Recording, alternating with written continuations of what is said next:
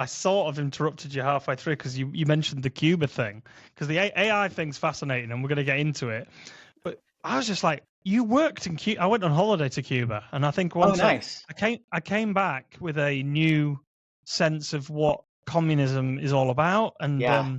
I did, because we went into the local town and everything. We given a took a taxi and saw how the locals lived. A lot of people go on holiday there and don't see any of it, do they? Oh, They right. just Yeah. go and stay in the 5-star hotels. But we went Right. into the local towns and everything, and it was fascinating. How the heck did you run a company out there? Was that completely Yeah, unusual?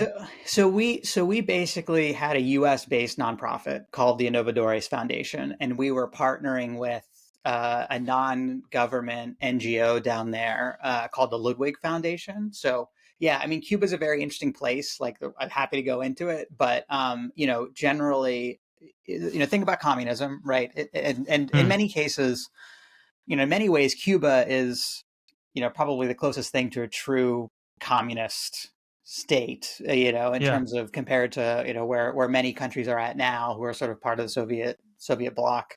Hmm. But you have the state. I mean, for a long time, that any enterprise exists in the state. So you don't have nonprofits, you don't have companies, obviously, right? If you want to buy something, you go to a state-run store, and all those Hmm. things in that state-run store are made by state-run enterprises.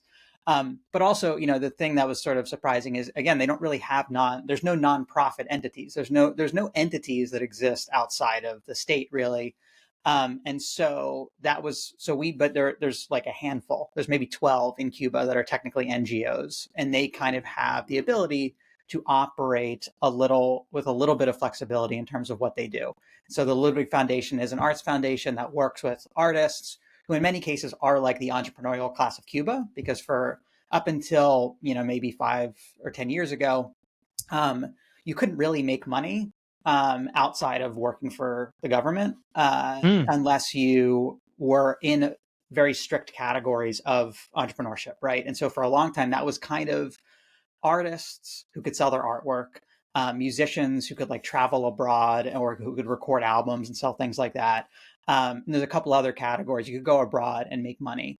Hmm. But so anyway, this company, this NGO was sort of a natural partner for us, and so we were trying to essentially build an incubator on like the top floor of their building that would be dedicated to entrepreneurs and kind of using sort of the arts as our initial entry point. So we worked with Right.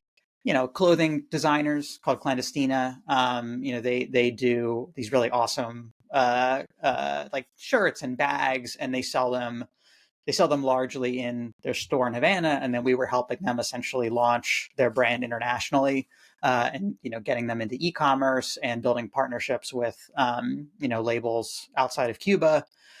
Worked with video game developers. So like initially kind of worked with folks who were on that line between artist and entrepreneur, and then use that as a way to then start working with more traditional entrepreneurs that you might think of in the U.S., like software developers, and folks building apps and websites. But it was Fascinating.